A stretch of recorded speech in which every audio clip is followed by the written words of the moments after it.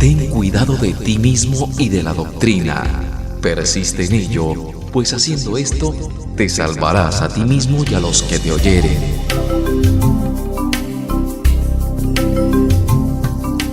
Bienvenidos a su programa Ministerio de la Palabra Fiel, donde recibirá edificación en estudios y talleres bíblicos, análisis, reflexión y donde se despejarán inquietudes acerca de la interpretación bíblica.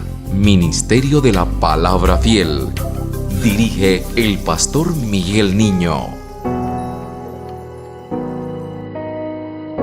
Ministerio de la Palabra Fiel.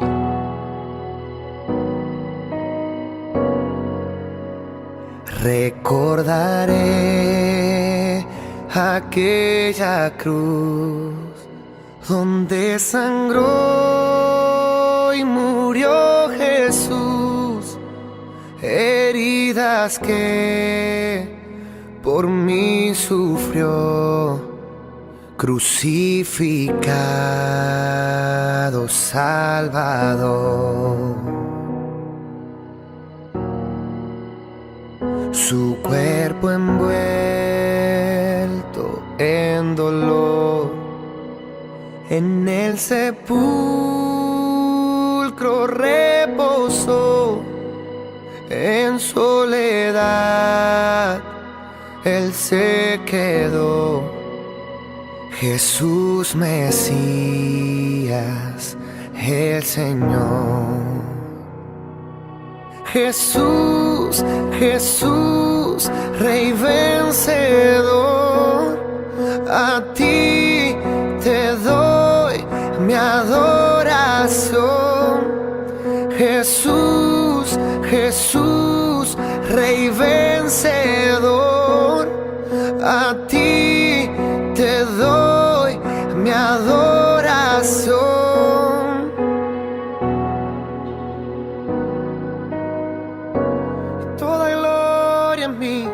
Escuchas Ministerio de la Palabra Fiel. Buen día a toda la comunidad que nos escucha en tiempo de Elías. Tenemos un mensaje especial para cada una de sus vidas, para todo el mundo que nos escucha, ¿sí? El tema que vamos a tratar en este programa es el gran trono en el cielo, que lo encontramos en Apocalipsis capítulo 4, del 1 al 11. Leo la escritura. Dice: después de esto miré, y allí en el cielo había una puerta abierta, y la voz que me había hablado antes con sonido como de trompeta, me dijo: sube acá, voy a mostrarte lo que tiene que suceder después de esto.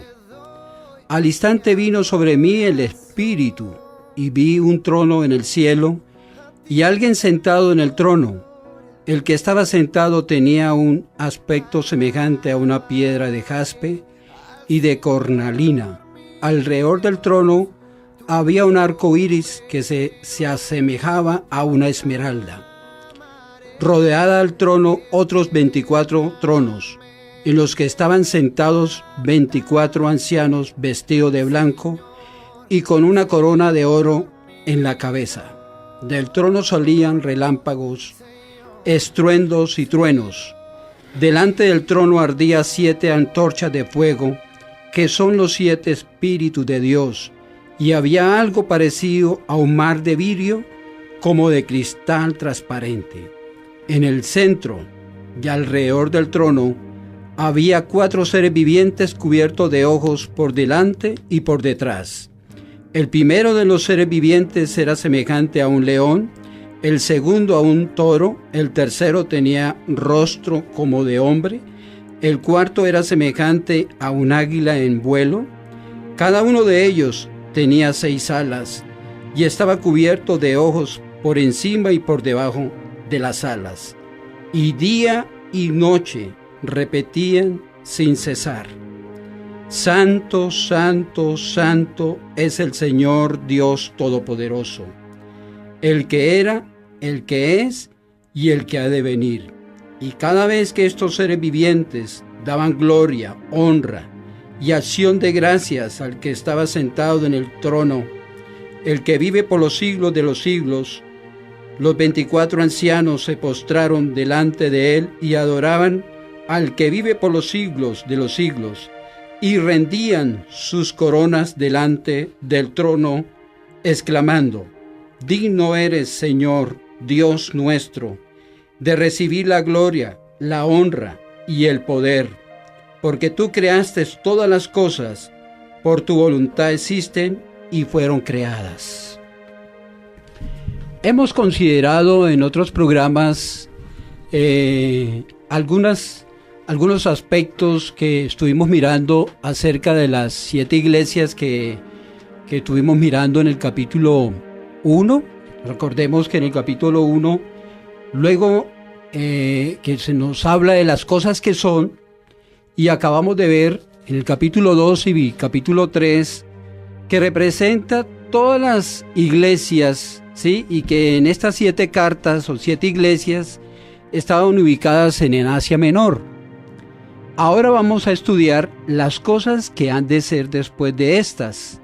Esto quiere decir todo lo que tiene que ver con el tiempo siguiente de la dispensación de la iglesia, ¿sí? Que en otras palabras es lo que va a suceder en el futuro. Entonces me acompaña hoy el pastor José Duque, que viene a darnos una introducción acerca de lo que realmente quiere decir este pasaje. Buen día, hermanos y hermanas. Es una alegría volver a estar con ustedes para introducirnos o para continuar en el estudio maravilloso del libro de Apocalipsis. Nosotros hoy, con el capítulo 4, estamos abriendo un segundo momento de Apocalipsis. Es la segunda parte del libro de Apocalipsis que tiene que ver con el capítulo 4 y el capítulo 5. Pero como no estamos leyendo el libro así nada más como leerlo, sino que desde el principio les hemos dicho que nos imaginamos como una gran obra de teatro cósmica que ocurre en un lugar no determinado, pero que va a implicar todo el universo, implica la tierra, implica el cielo y implica toda la trascendencia divina que se mueve en ese espacio sin que podamos en realidad nosotros descifrarlo.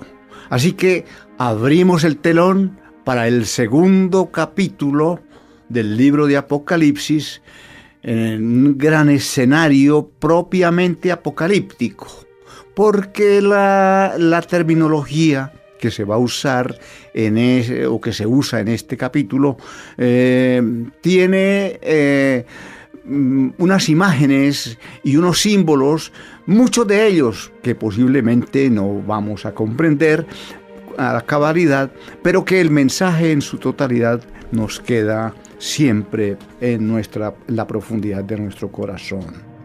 Así que este es un capítulo que hace más amplio el vocabulario simbólico. Desde el primer capítulo hemos estado viendo imágenes, sonidos y formas diferentes de Apocalipsis. Pero no todo el mundo comprendía en aquel momento que el vidente Juan escribió este texto. No todo el mundo comprendía el mensaje. Ese mensaje en realidad era para el pueblo de Dios que se había mantenido fiel, el que había resistido, que no se había contaminado con las atractivas y falaces ofertas mundanas del imperio. Se mantenían creyendo en que Dios estaba con ellos y que Dios los iba a salvar. Es fascinante el escenario descrito por Juan. Un escenario que solo y únicamente Juan ve.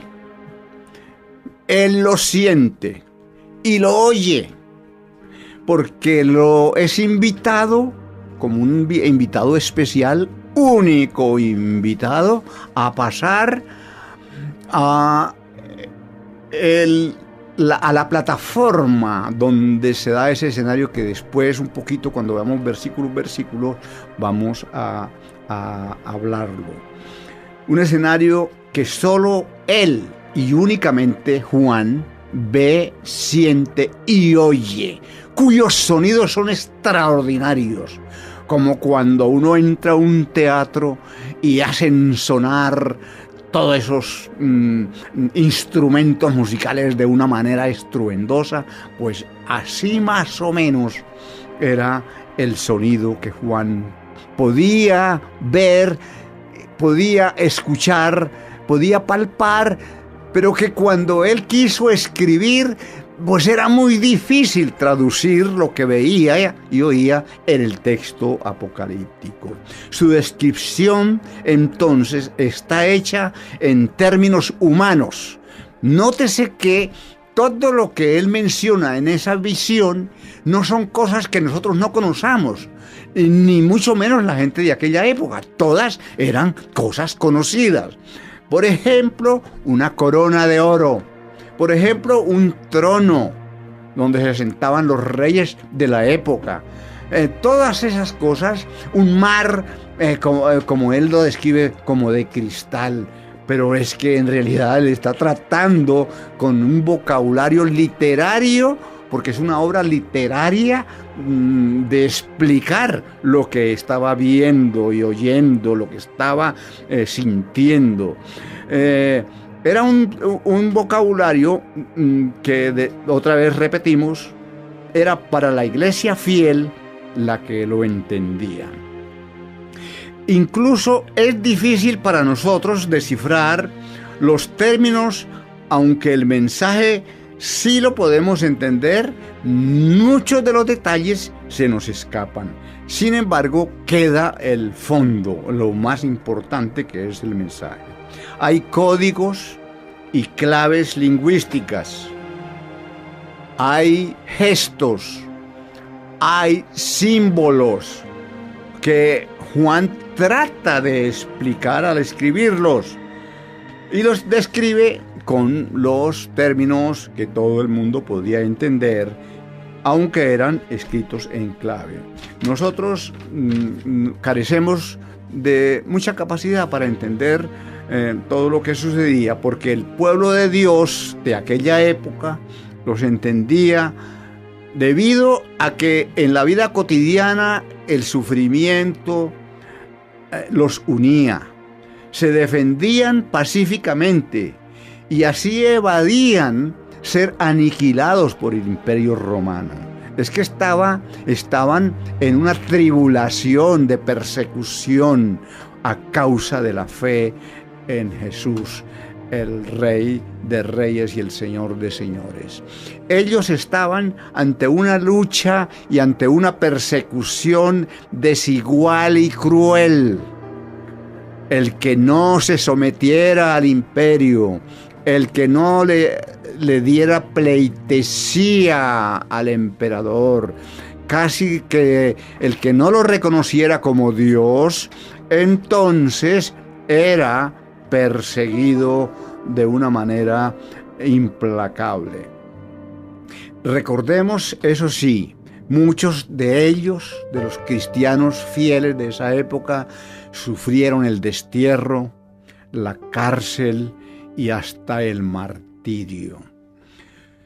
Recordemos que el imperio en ese momento pretendía ser absoluto, imponía pesadas cargas en impuestos y sobre todo pedía pleitesía y adoración, que todos los súbditos de ese imperio se sometieran al rey, al emperador.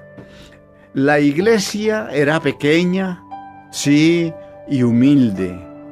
Ella, por sus propias fuerzas, no podía sola liberarse de esa opresión. Es ahí donde Juan recibe la visión que le va a revelar, vamos a decir, el proyecto de Dios, le va a revelar la voluntad de Dios, le va a revelar muchas cosas. Dios acude otra vez, como acudió en Egipto, a liberar y a salvar su pueblo. Se trata de una intervención por parte del Creador a través de una visión profética en términos y en literatura o en vocabulario apocalíptico. Por eso es un poquito complicado para nosotros, porque los vocabularios apocalípticos son de épocas específicas. No es lo mismo el vocabulario apocalíptico del libro de Apocalipsis que el vocabulario apocalíptico del libro de Daniel. Son diferentes, sí, pero sí se entiende como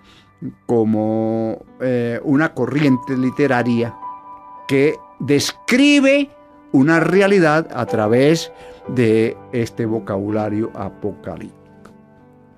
Dios irrumpe, vamos a decir, en esa realidad del Imperio Romano y de la Iglesia. Muestra su soberanía y su poder, con lo cual el que se creía el enorme, el poderoso, el casi invencible poder del emperador queda ridículo ante el poder que Dios demuestra cuando se revela. El emperador no es más que un diminuto, ilimitado súbdito ante Dios. Hoy día estamos viendo rumores de guerra también muy peligrosos. En estos últimos días, en estas semanas, hemos oído frases terribles. El presidente Trump salió para amenazar y para alertar al mundo de que tiene todos sus misiles, todas sus bombas, todos sus aviones, todo su arsenal listo para atacar y destruir otros países, que también son países dirigidos por personas así como Trump, que no tienen ningún temor de Dios en realidad, porque creen en su propio poder, y ese es el poder que ellos creen que pueden utilizar. Y los otros países también aquí no hay, como en el libro de Apocalipsis, lo que revela Juan, una lucha entre el poder salvador de Dios y el poder maligno que destruye la naturaleza, la creación y a los creyentes. Hoy día estamos como en aquellos tiempos, porque hay algunos que se creen poderosos e invencibles. Nosotros, como iglesia, a veces somos simples espectadores, pasivos, inertes, incapaces, y a veces nos hacemos cómplices de estos poderes mundanos que atropellan y destruyen y esclavizan y marginan, como esta superioridad blanca que están mostrando hoy, porque se han engrandecido con la presencia de Trump como presidente. Pero son poderes que se los va a llevar el viento. No son poderes que pueden realmente dar vida, ni dar salvación, ni dar nada a la humanidad. Porque dependemos nosotros somos pasivos, espectadores pasivos, dije, porque dependemos de la información que nos dan los medios de comunicación de los mismos poderes de este mundo. No tenemos otras fuentes. Nosotros no tenemos otras fuentes que esas, y las creemos como fuentes únicas y fiables, cuando son fuentes al servicio de poderes de este mundo. Son poderes del mismo sistema y como los que usaba el poder romano, que mandaba sus mensajeros a las plazas con sus edictos, y ellos, los cristianos, no tenían más que moverse clandestinamente y depender de la palabra de Dios. No sabemos dónde y qué tan mortífero y perverso es el mundo de hoy, porque no tenemos prácticamente, la iglesia no hace ningún esfuerzo por formarse, por entender esta situación. Nuestra realidad hoy es ambigua, contradictoria y falaz, y la creemos como verdadera, como que así debe ser.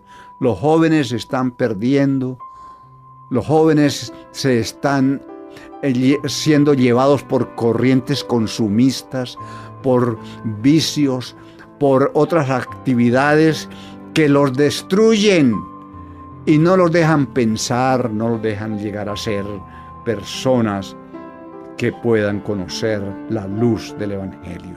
Necesitamos, como Juan, recibir la luz del Espíritu para saber lo que pasa en nuestro mundo y su pecado, pero necesitamos también nosotros conocer esta realidad que nos rodea. Necesitamos profetas capaces de ver visiones como Juan, que Dios les abra la puerta grande como se la abrió a Juan, para entender, por un lado, la voluntad de Dios, para entender lo que Dios quería hacerle al pueblo de Israel y cómo lo iba a defender. Esta revelación era una preparación teológica y pastoral para entender las fuerzas malignas de su época en el Imperio Romano y para entender el sufrimiento que esas fuerzas malignas estaban proporcionando al pueblo de Dios. Pero también es una introducción teológica para entender el mensaje salvador de Dios, el mensaje de esperanza que traía este profeta. En el capítulo 5 queda claro que el mensaje apocalíptico involucra la creación entera: cielo, tierra, fauna, flora y trascendencia. Es decir, no es todo simplemente material. En el mensaje de Dios hay un mensaje que trasciende, hay un mensaje que llamamos espiritual, que tiene que ver justamente con la capacidad de trascender la realidad presente para ver un mundo y una creación diferente, como nos lo va a anunciar en capítulos posteriores. Esta pues es como la introducción a este mensaje. Ahora podríamos tal vez pasar a ver los pasajes, el texto, versículo por versículo. Amén. Ministerio de la Palabra Fiel. Todas sus inquietudes o interrogantes acerca de la Palabra de Dios tienen respuesta. Llámenos al 317-437-4582 o escríbanos a ministeriodelaPalabraFiel@gmail.com. Este y todos los sábados, usted tiene una cita con el Ministerio de la Palabra Fiel. Sintonícenos de 7 a 8 de la mañana y recibirá enseñanzas bíblicas acerca de para quién se escribe el libro del Apocalipsis y cuál es su mensaje principal, quién es el Cordero, quiénes son los ángeles, quién es la bestia, quién es la serpiente. Esto y más en el Ministerio de la Palabra Fiel. No se lo pierda. Invita el pastor Miguel Niño. Hoy yo quiero pedirle al Señor que nos lleve al lugar secreto donde Él está. ¿Cuántos quieren ir al lugar secreto donde Dios está? Solo para los apasionados. Escuchas Ministerio de la Palabra Fiel. Entramos en el texto del capítulo 4. En el versículo 1 dice: después de esto miré, y allí en el cielo había una puerta abierta.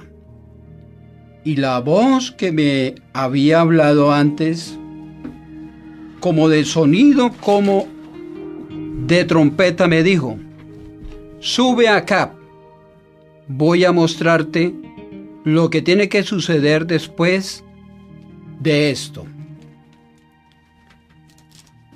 Decía que en el pensamiento de Juan se había llenado con el Espíritu en el día del Señor, de acuerdo a lo que dice Apocalipsis 1:10.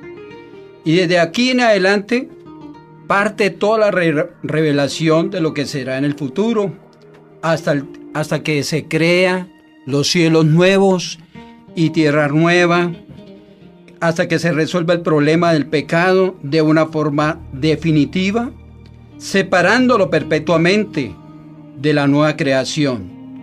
En este capítulo, el capítulo 4, se nos habla de la soberanía y el gobierno que Dios establece, no importando quiénes reinan, porque realmente los reyes de este mundo se creen los señores y los dueños de todo, pero Dios tiene dominio tanto de la historia como del futuro y de todo lo que vendrá en este tiempo. Por eso la palabra trono se habla 14 veces en este capítulo y 46 veces se habla en todo el libro de Apocalipsis. Y esto nos muestra que Dios está en su trono y que desde allí Él lo controla todo.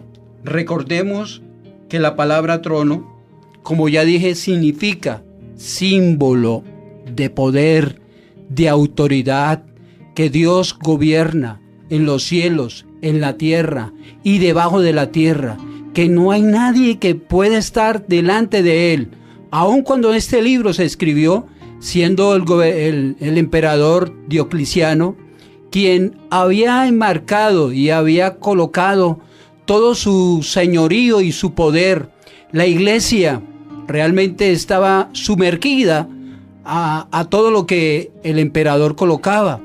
Pero recordemos que el libro de Apocalipsis es un libro de esperanza, es un libro de consuelo, es un libro donde nos da una alternativa y el texto empieza a decir como: después de esto miré. Después de estas cosas vi. ¿Y qué ve? Dice que una puerta abierta en el cielo. Y la voz primera que oyó fue como de ¿qué? Como de trompeta. La trompeta en el texto hebreo es como una alerta, como un llamado, preparando al pueblo para algo, ¿sí? Entonces, digamos, Pastor José, ¿qué nos puede decir acerca de esta? Muy bien, sí, es fascinante. Como vimos, es como una obra de teatro, pero en un escenario no conocido. Ven, sube. Miré y allí en el cielo había una puerta abierta. Óigame, ¿cómo es que hay una puerta en el cielo? ¿Cómo hacemos si miramos para arriba, para los lados, de noche, de día, a cualquier hora, vemos astros? ¿Y dónde hay puertas? ¿Dónde hay caminos? ¿Dónde hay carreteras? Edificios, tronos, castillos para la época. ¿Dónde hay? Entonces, vean ustedes qué significaría esa puerta. Una gran puerta para que entre el vidente, el invitado. Era el super invitado especial, el que estaba sentado en el trono. Había allí en el cielo, pero ¿hay un lugar específico en el cielo, en realidad, donde hay construido alguna corte celestial? Porque las imágenes que nos va a relatar ese texto son muy similares a la corte del rey, del emperador. Sí, entonces, todas esas cosas es como para mostrar la exuberante extraordinario escenario donde entra Juancito, el muchacho, el viejito de Patmos, que entra a semejante espacio que no podemos descifrar, ni siquiera el cielo. Dios tiene un lugar específico en el cielo. Muchas veces en las Escrituras se trató de decir allí o allá, pero sabemos que Dios ni siquiera en los templos, ese es su lugar. Y la voz que me había hablado antes con sonido como de trompeta. Es que Juan está escribiendo lo que vio. Entonces, al escribir lo que ve, yo les invito a que por un momento piensen cuando ustedes vean, digamos, una tempestad. Ojalá que estuvieran en una montaña y estuvieran viendo en ese momento una tempestad, rayos, viento, árboles que se retuercen, lluvia, granizo, mucho ruido, muchos truenos. Bueno, vean eso.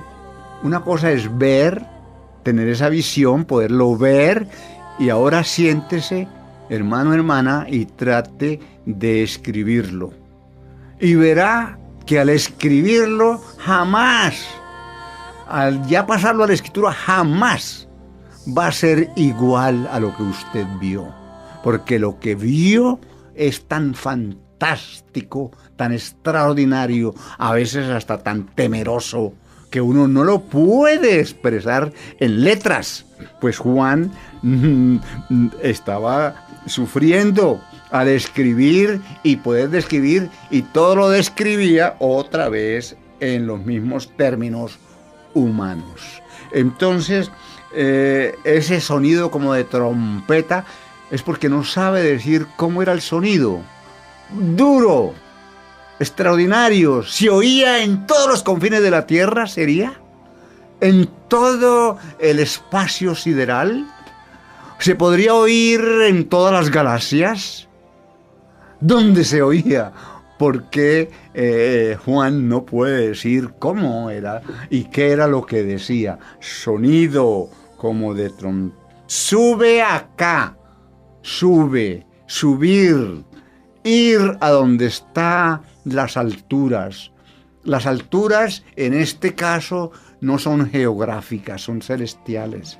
Sí, Dios no tiene un lugar más arriba ni más abajo, ni tiene un lugar que no podemos descifrar. Sube acá, voy a mostrarte lo que tiene que suceder de esto. Ahí está el mensaje que lo está preparando. Voy a mostrarle lo que va a suceder después de esto.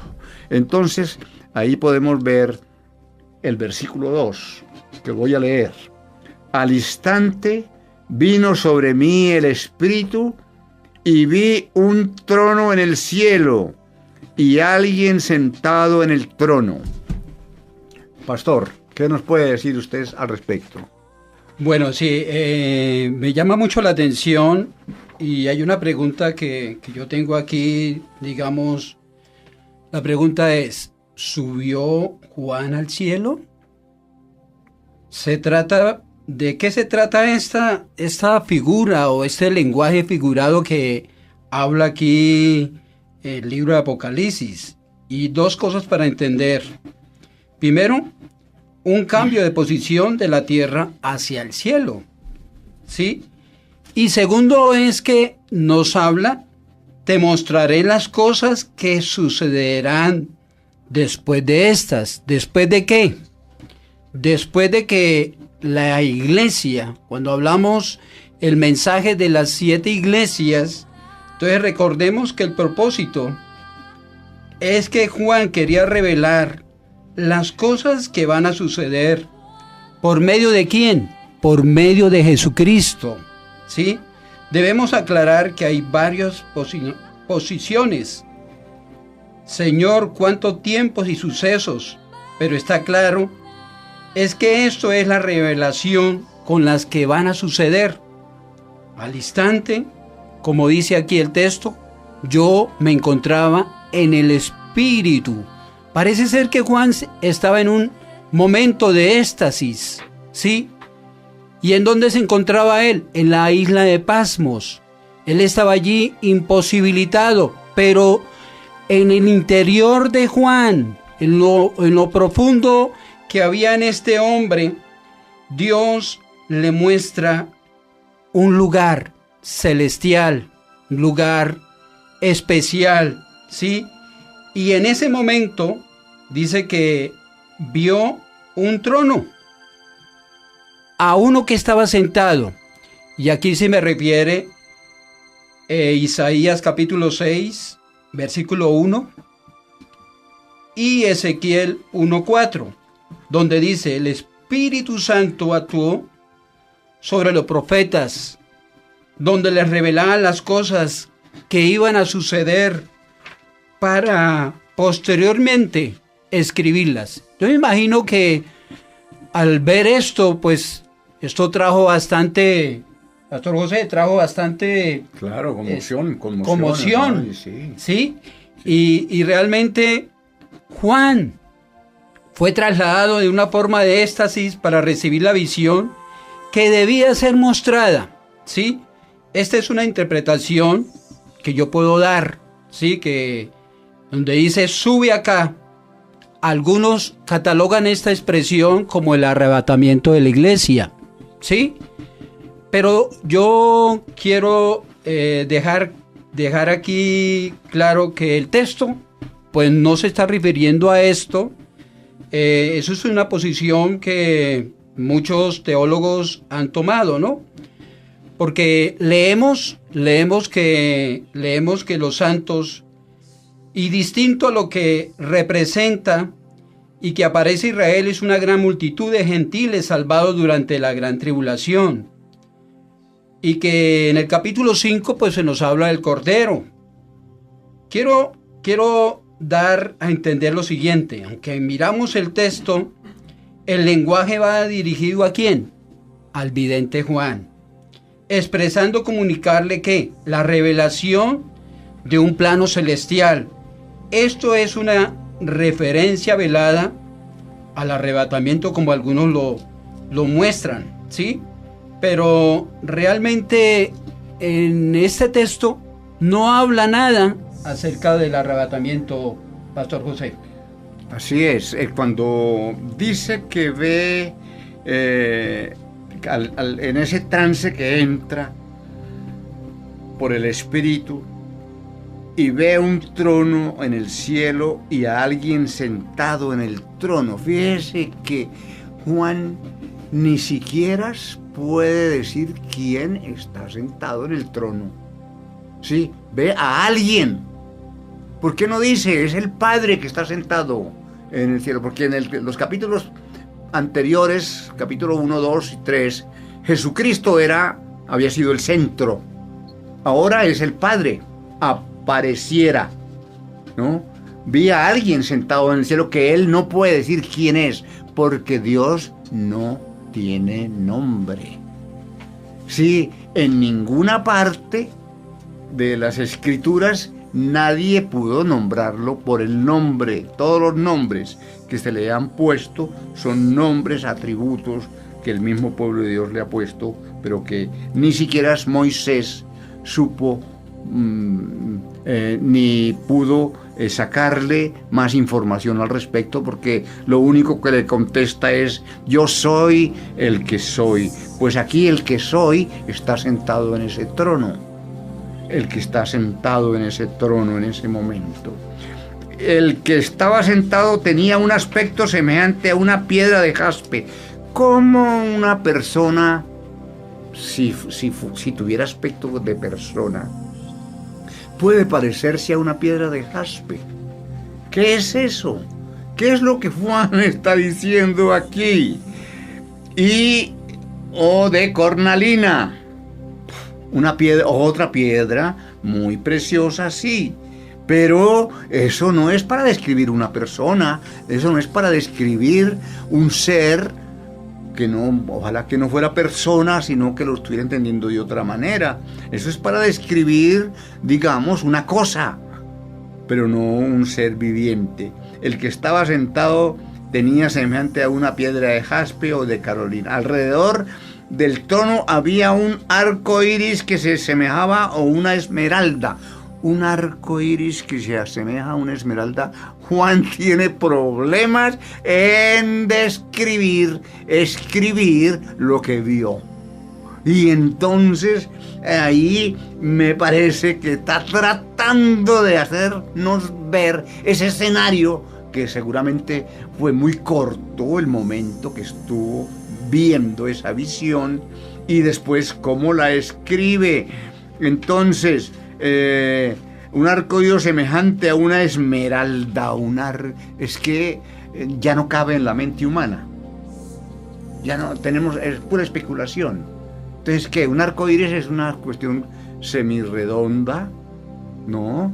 Con distintos colores, como círculos, ¿no? Pero esmeralda, entonces toda era verde. Para nosotros la esmeralda es verde. El texto original, en realidad la palabra no es esmeralda, es algo, una piedra preciosa. Pero en estos textos nosotros pero el problema está no solo en la traducción, está en lo que Juan describe. ¿Qué es lo que Juan describe? Alrededor del trono había un arco iris semejante a una esmeralda. Rodeaban el trono otros 24 tronos. Sí, otros 24 tronos que estaban sentados, ancianos vestidos de blanco y con una corona de oro en la cabeza. Otra vez, todas las imágenes que muestra Juan, él está tratando pues de describir algo que vio, pero todo lo que él describe, lo describe en terminología de lo que los creyentes y de la gente de esa época conocía. Las coronas de los príncipes, las coronas de los reyes, las coronas de los emperadores, generalmente eran de piedras preciosas y muchas eran de oro, pues estas también. Ese es lo que Juan, pero seguramente era algo extraordinario, que es lo único que Juan puede describir. Sí. Hay una referencia importante hablando de lo que venimos hablando del trono, ¿no? La encontramos en Daniel 7:9 al 10. Y Daniel dice que mientras yo observaba esto, se colocaron unos tronos y tomó asiento un venerable anciano. ¿Sí? Como decía el pastor José, el texto no nos dice que sea el Padre, pero podríamos suponer, porque su ropa era blanca como la nieve, su cabello blanco como la lana, su trono con sus ruedas centellaban como el fuego. Y en el versículo 10 dice, de su presencia brotaba un torrente fuego. Miles y millares le servían. Centenares de millares y miles lo atendían. Y al iniciarse el juicio, los libros fueron abiertos. En este sentido, el trono que Juan está preparado y está establecido en el cielo, Dios está ejerciendo su poder, su autoridad, algo similar a lo que se describe en el libro de Éxodo capítulo 19, versículos 19 y 20, donde se describe ¿qué? La presencia de Dios. O sea, cuando Juan está contemplando esto, está contemplando es la gloria. De igual manera como Moisés, cuando fue y subió al monte del Sinaí a recibir las tablas, y luego Dios le dio una orden para que el pueblo no fuera a traspasar los límites, porque nadie podía ver el rostro de Dios. Nadie, porque toda persona que viera el rostro del Señor era hombre muerto. En Isaías 6:5 se nos habla que Él expresa, ay de mí, que soy muerto, porque siendo hombre inmundo de labios y habitando en medio de pueblo que tiene labios inmundos, han visto mis ojos al Rey, a Jehová de los ejércitos. Y en Ezequiel 1, 26 y 28, donde se habla la palabra Shekinah, hace referencia a la gloria de Dios, donde se manifiesta que su omnisciencia. Recordemos que Dios es omnisciente, que Él conoce todas las cosas, que es omnipresente, que está en todas partes y que Él es soberano. Entonces, todo esto es símbolo de que Dios gobierna todo el universo y determina de que Él es el ser supremo con autoridad absoluta y que gobierna todos los seres de todas las naciones del mundo, sobre todas las cosas, que se mantienen fieles. Lo importante aquí, el mensaje que yo he recibido y que queremos transmitir, es que debemos ser fieles a Dios, no importa la circunstancia y las pruebas que tengamos que atravesar. Lo importante es que seamos fieles, porque hoy en día la iglesia se ha tornado de una manera inestable espiritualmente. Ha tomado las cosas de Dios a la ligera.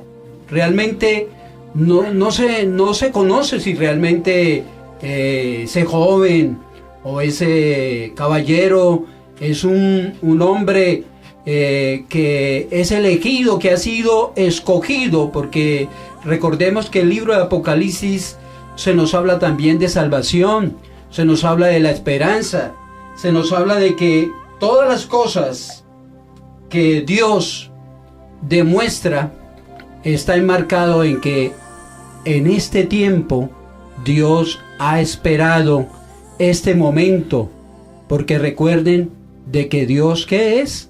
Amor. Dios es bondad. Dios es misericordioso. Y Él no desea que nadie se pierda, sino que todos procedan al arrepentimiento. Cuando hablamos de misericordia, es porque Él es misericordioso.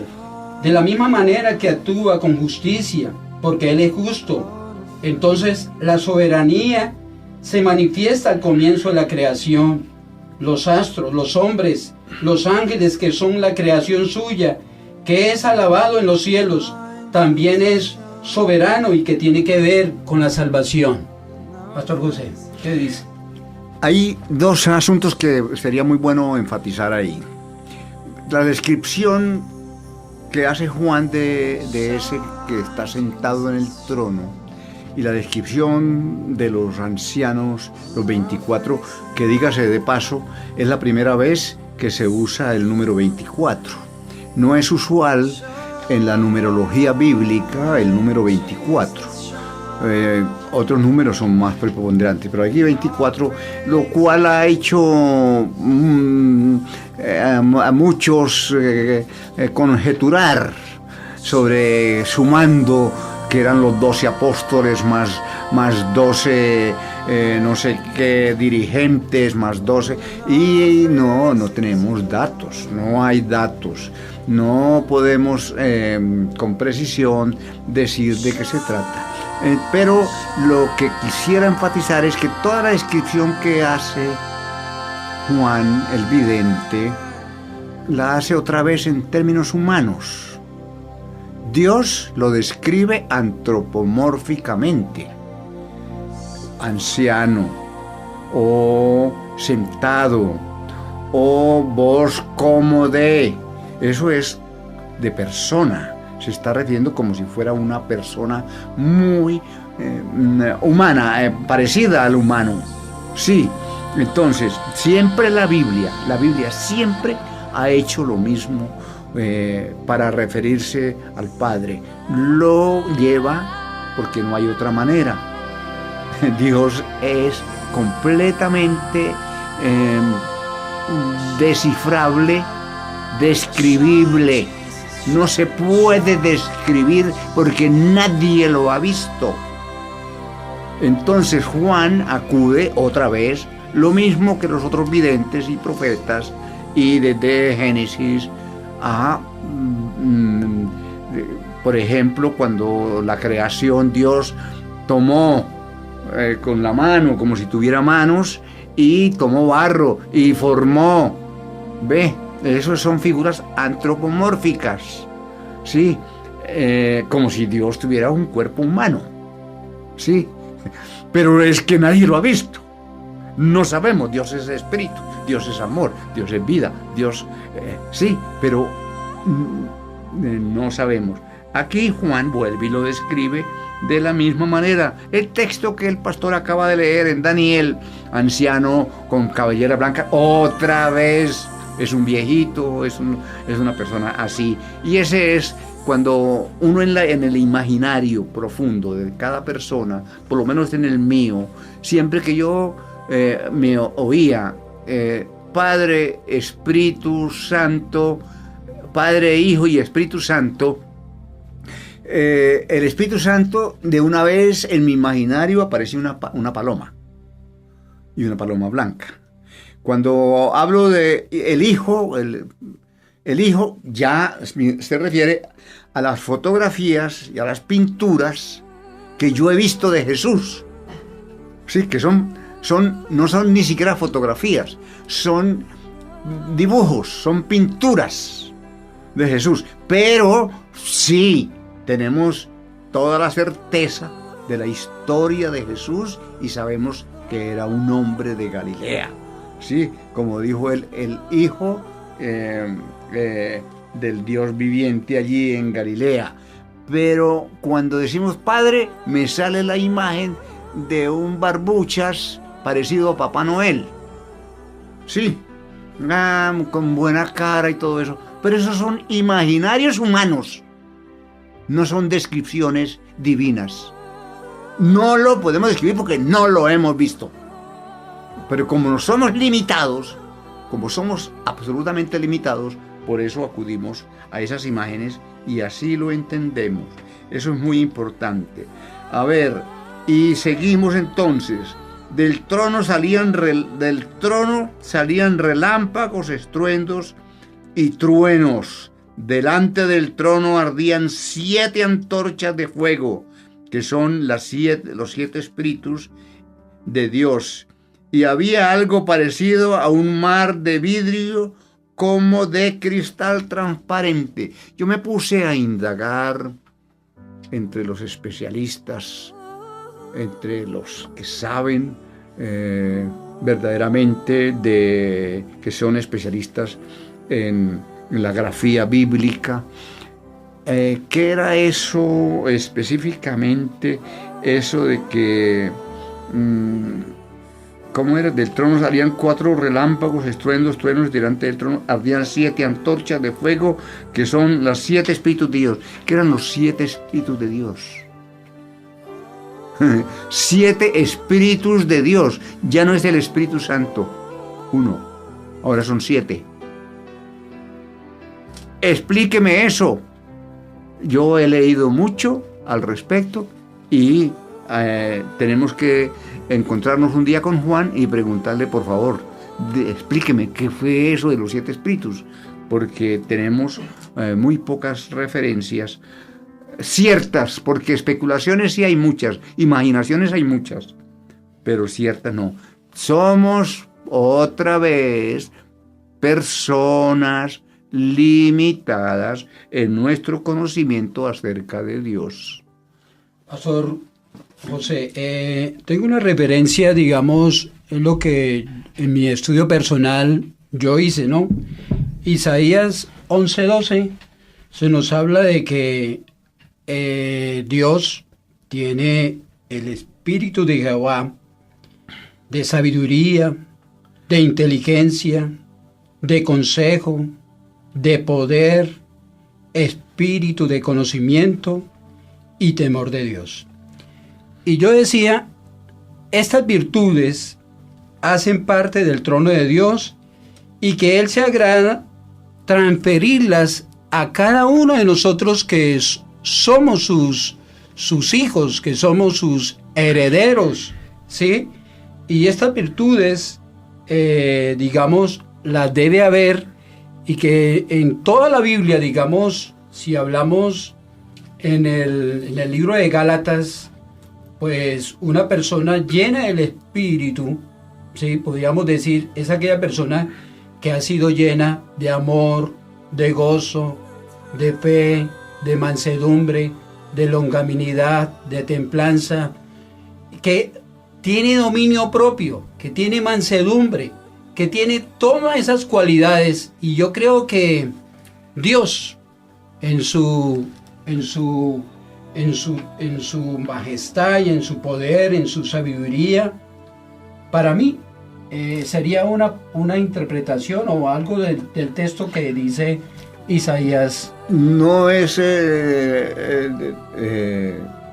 como diríamos, negativo decirlo. Sí. Es definitivamente, no solo eso, pero si sumamos atributos, si sumamos dones y si sumamos, son centenares. Sí, claro. Sí, entonces, el 7 como ahí volvemos a la numerología, ahí sí podemos echar mano a la numerología, es la perfección. La plenitud. Sí, la plenitud. Entonces, eso es más acertado que estar sumándole ya, porque si no tenemos 7, tenemos problemas para dejar otras virtudes y otros por fuera. Sí. Sí, no, solo tiene 7. No. Es mucho más que eso. Pero plenitud sí. Es lo más, digamos, sabio que se podría como decir. Bueno, ya estamos prontos a ir cerrando, entonces. Otro detalle es que delante del trono, Juan en su visión contempla ¿qué? Un mar de cristal, a diferencia de un mar terrenal que es agitado, turbulento. El mar de cristal tipifica el mar celestial como de vidrio limpio y cristalino, que representa ¿qué? La quietud y la paz perfecta que reina en el cielo. La paz perfecta que Dios quiere impartir en el creyente en un momento de turbulencia, de dificultad, de problemas, ¿sí? Entonces dice otra parte que alrededor del trono, Juan describe ¿qué? La presencia de 4 seres vivientes. Dice que llenos de ojos por delante y por detrás. El primero era cara de león, el segundo cara de becerro, el tercero con cara de ser humano y el cuarto tenía cara de águila. Ahora sí, podríamos decir que estos seres vivientes, cuando habla de que tenían ojos por delante y por detrás, de acuerdo a lo que yo estudié, estos seres vivientes estaban resguardando el trono, ¿sí? Salmo 81 pues revela que Dios reina en medio de querubines. Segunda de Samuel 22:11, que Dios cabalga sobre querubines. Y de esta manera podemos decir que estos 4 seres vivientes son querubines. Y el estar lleno de ojos revelan la función de vigilancia en el trono. Pero que, ¿cuál sería, Pastor José, digamos, a nuestro momento, a nuestro tiempo, qué tipificaría o qué significa esto que estamos hablando?